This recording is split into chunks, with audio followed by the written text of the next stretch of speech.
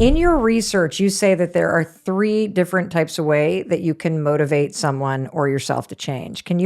What are the 3? And then let's walk through them one by one. So one is social proof, right? Social incentives. What are other people doing? It is a relatively easy way to change behavior, right? Highlighting the positive action of others.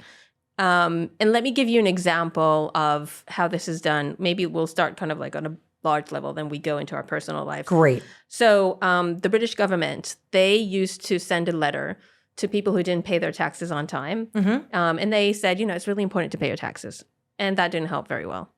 So then after that, they added one sentence. And that sentence said 9 out of 10 people in Britain pay their taxes on time, right? They're highlighting the good behavior of others.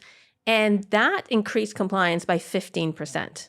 And fought to bring the government 5.6 billion pounds. So that's amazing. Really easy. Right? Okay, now let me ask you though, because here's the thing. If I listen to that example, I think to myself, if I were to march in and say to my husband, Chris, Tali's husband is exercising every day of the week and he looks really great. That would probably not motivate Chris. I don't think, but that's the social proof. Like, how do you use social proof when you're trying to nudge somebody else in a positive way? Okay. The other kind of thing to think about when it comes to social incentives and social proofs is, again, we talked about this a little bit before, is that if you're trying to change a behavior, it's really helpful to model that behavior, right? You want kids not to be on their phones and you're on the phone half the time. Right? That's not good. Well, you want them to eat well, but then, you're not eating the apple.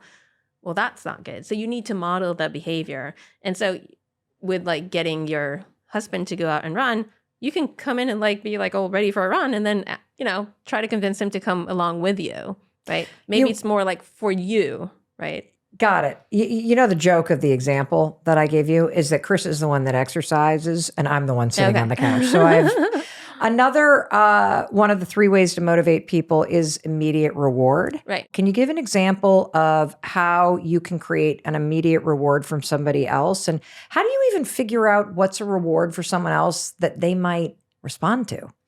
So one clear immediate reward that everyone loves is kind of like reinforcing them, social feedback. When they do something and you say ooh, that's great. So a friend of mine, anytime when I ask him about oh, how are your kids are doing? Or I asked him about something that he told me he was having trouble with. He was trying to get over. There's sometimes a colleague that he was having a problem. And then a week later, I was asking, oh, what happened? What he always says is oh, thank you for asking. And by saying thank you for asking, that causes me to want to do that kind of thing again, right?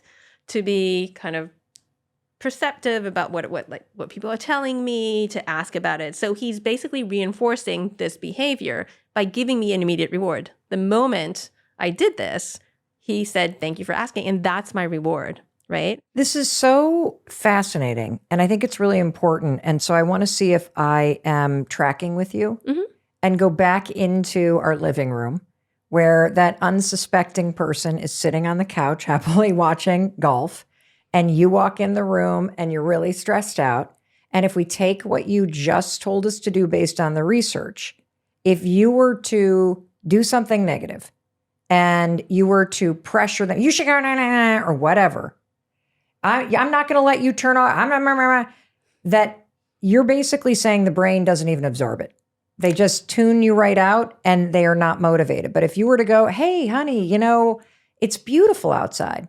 And if you go outside and you actually get your run in after this golf match is over, you're going to be so much more energized tomorrow morning that would be a better way.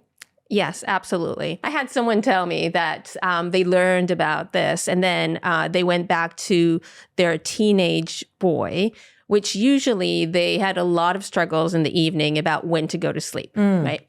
And they usually said, well, if you don't go to sleep by 10 p.m., you're going to be tired the next day and so on. It didn't work. But then after reading the book, she went back and she said, if you go to sleep early, you'll look better and be more energetic for your girlfriend.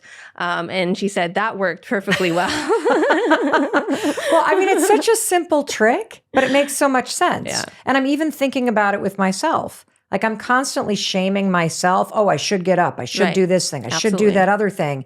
Versus thinking about, well, what do I actually care about? Mm-hmm. Like if I were to do this, I'm going to feel better in an hour. Right. Versus, you.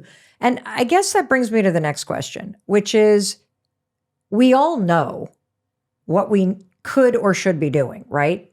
You know that if you want to be healthier, you need to exercise today. You know that if you want to write the book, you need to be writing today. You know that if you'd like to be in a different job in a year, you better dust off your resume and do it today. Why is it so hard to make ourselves do those things? Why do we procrastinate when we know what that positive thing is that we do want? So that positive thing in all the examples that you just gave, they're in the future, right? While the good stuff is just in front of you, right? So the chocolate cake is there.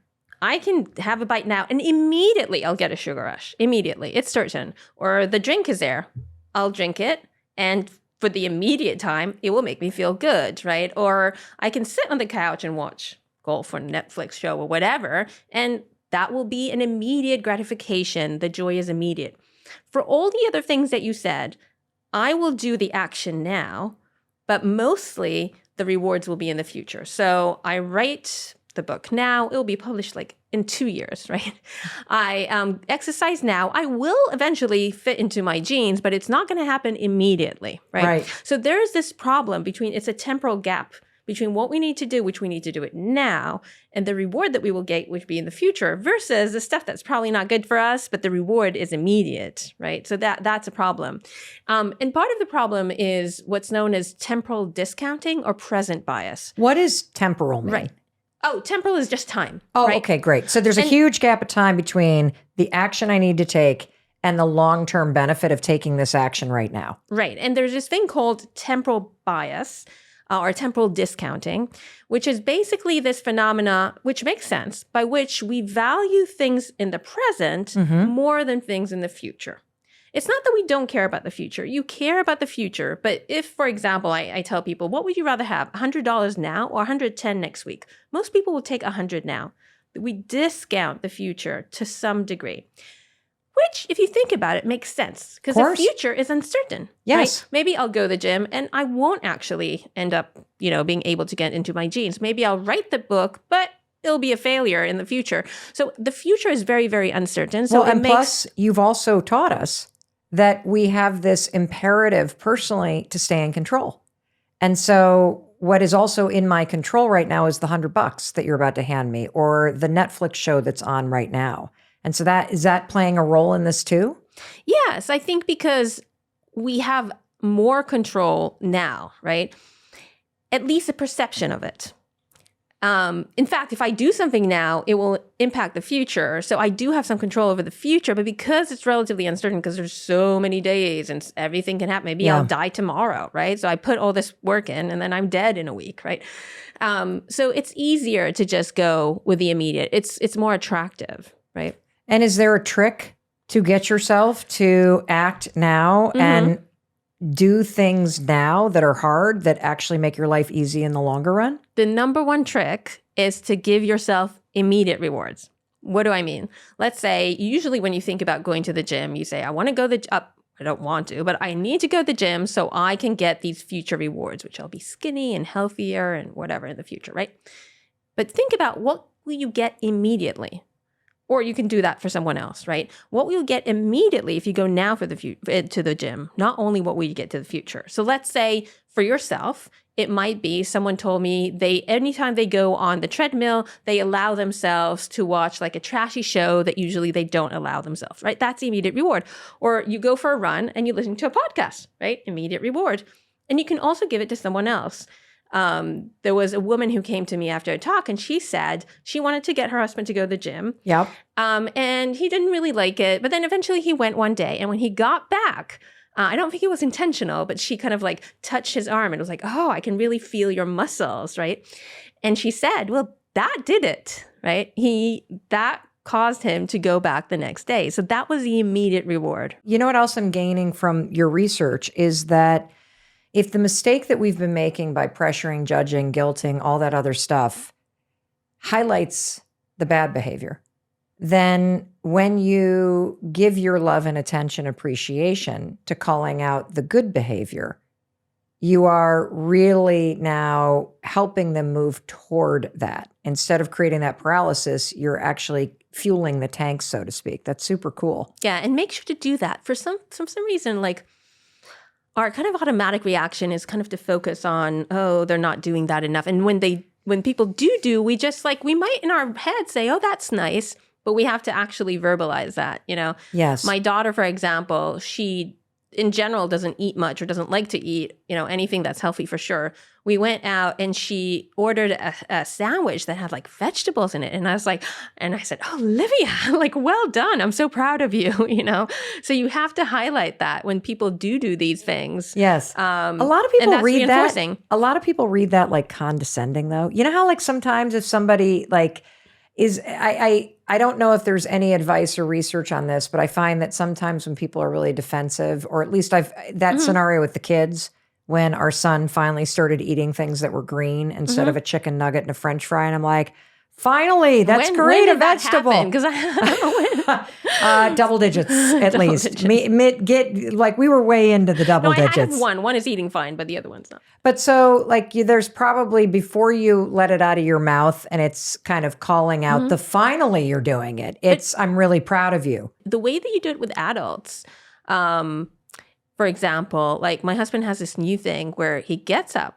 He doesn't wake me up. He gets the kids ready to school. He takes them to school and I just get to sleep. And how amazing is that, right? How did you train him to do that? I don't know why he decided one day to start that. And he knows I don't like mornings. And, you know, if I can sleep just like another hour without anyone waking me up, that's great. But I make sure to say like, oh my God, thank you. You know, that was so great. You know, and I think that's good for everyone. Of course. The third way you can motivate people to change that we've talked about is progress tracking. How do you use that if you're trying to help somebody get better with money? Okay, so a lot of progress tracking, I mean, there's a lot of apps for all of these things. You know, there's a reason why lots of these apps, whether you're tracking your steps or you're tracking, you know, your expenses, you know, there's apps for all of these things. Maybe you don't need to track everything. I don't know what it is, the goal, but think about what the goal is, and then you can track the specific elements that are related to that goal. How does the progress fuel into your motivation to keep going? Because there must be a connection based on the research. Right. So it's just the joy that we feel from progress, right? When we see that we're progressing, that is really what's causing us the joy. When we do well, that is also joyful, but it is doing better, right? That is even more joyful. Like imagine like you're running a marathon and you're doing really well. You do like 3:30, like 3 hours, 30 minutes. And then the next year you do 3 hours, 30 minutes. It's still very good. But imagine it's like, oh, now it's 3 hours and 28 minutes, right? It's so much better because there's some kind of progress. Right. We really like seeing ourselves. And in fact, if we kind of even if we're in the top of our game, if we are not progressing, we're just maintaining. Yeah. That can actually be extremely demotivating. We always need some progress in our life. And it makes sense that our brain has evolved to be like that, right? Right. Because what that does, it causes us to try to progress, right? It causes us as an individual, but also as a species to kind of go ahead and because imagine think about your first entry-level job. When you got it, you were probably really, really happy, right? But of course, after a while, you kind of are hoping for something else. You're hoping for that promotion. You want to see some progress. And I mean, it's just the way that we are wired up, and there's a good reason for it. One of my favorite experiments actually that show this is about hand washing. Okay. So we all know that hand washing is really important, right? And especially important, I mean, to avoid the spread of disease, and that's especially important in hospitals and in restaurants. So in a hospital in New York State, a camera was installed to see how often medical staff actually wash their hands before and after entering a Oh, patient's room. man. Ew. And they found I don't know if I want to know this. they found that only 1 in 10, only 10% of the medical staff wash their hands before and after entering a patient's room. Now, this was before the pandemic. Okay. Hopefully numbers are different now, but still 10%. Okay. So they put an electronic board, and to be clear, the medical staff knew that the camera was installed, right? So it's not like it was a nanny camera situation. They Okay. knew the camera was installed, and yet it was only 10% that actually washed their hands. And then they made one change. They put an electronic board that told the medical staff how well they were doing. Every time they washed their hands, immediately they got positive feedback saying, well done, good shift. They could see it. The electronic board was above the patient's door, right? Wow. And they saw the numbers going up of the current shift rate and the weekly rate of people washing their hands. And the compliance, so the number of people who wash their hands, went from 10% to 90%. Holy cow. Which is huge. And it stayed there for quite a while. I mean, it was such a big effect that they wanted to make sure that it was real. So they replicated it in another division in the hospital. And here they found something very similar. It started at 30%, so 1 in 3 wash their hands, put the electronic board with, the feedback, the well done, good shift, and it went up to 90% again. And so why does that work? It works for all the reasons that we just discussed, which is the normal approach is just to tell the medical staff, if you don't wash their hands, there will be bad things in the future, illness and disease, so you have to wash their hands, right? Right. And A, it's in the future. B, it's something bad, so it doesn't cost me to act. So now they flipped it over, and now you're washing your hands to get a positive message, which is immediate and it's positive, right? And how about the fact that you're also seeing that other people are doing it? Does that impact your desire to move toward it and adopt this positive behavior? Right, absolutely. So there's 2 other really important things here. One is it's social proof, Yep. right? I'm seeing that 60%, 70%, 80% are doing it. I don't want to be the one who doesn't, right? I want to do the good stuff, which is what other people are doing. This is very helpful. I know that sometimes when you take one of these like city bikes, there's actually a little electronic board telling you how many people have taken these bikes today in the city. Okay. And that's kind of like, that makes you feel like, oh, A, I'm part of this big group. Yep. And B, like a lot of people are taking bikes, being green. Yep. Yeah, Yep. that motivates me to do the same. So that's social proof. And the other nice thing about it, the numbers keep going up. And the same thing with the bikes.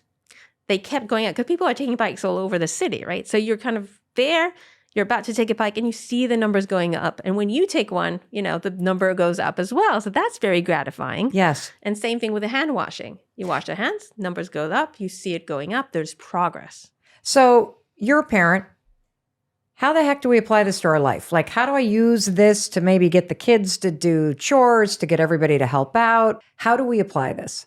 So in fact, I would say with kids is the easiest thing to do. Okay. Right? So first of all, let's start with the very beginning. You don't want to control or give them a sense that they're controlled. Yep. Right? That you're telling them what to do. Mm-hmm. So for example, let's say you want them to eat vegetables. Instead of saying, here, eat your carrots, say, do you want carrots or would you like cucumbers? Right? So there's a choice, right? Okay. Or even better, make your own salad. So they're in control, right? Or, a lot of times you may ask, do you want me to choose what your vegetable or do you want to choose yourself? Ooh, that's sneaky. I like that one. Every single one of us has somebody in our lives that we love, but we would love to have them change.